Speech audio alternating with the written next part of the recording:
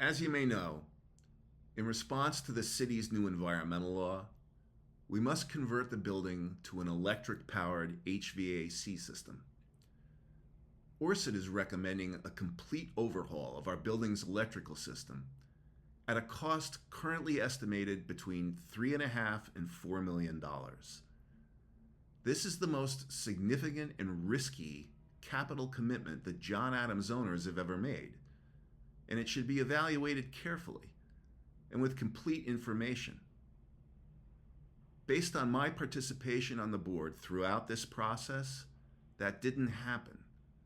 Orsted's plan is the only option the board considered, without any second opinion or independent evaluation.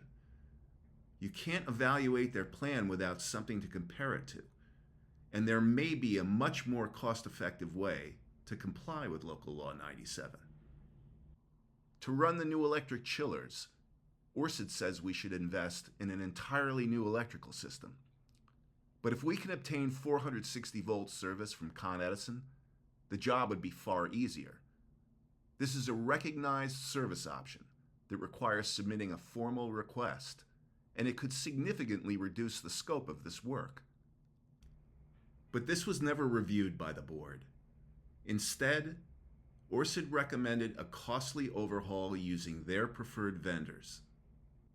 Their plan calls for the complete demolition of our existing infrastructure. This is an irreversible decision they are about to commit us to, without any meaningful scrutiny by the board.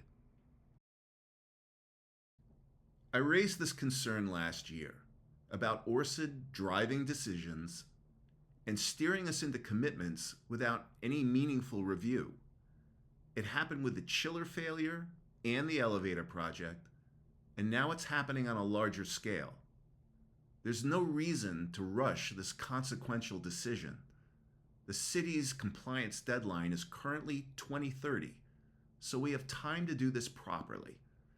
If 460-volt service is available, it could materially reduce the scope of this project. If it's not feasible, then an independent review of Orsted's documentation should confirm it.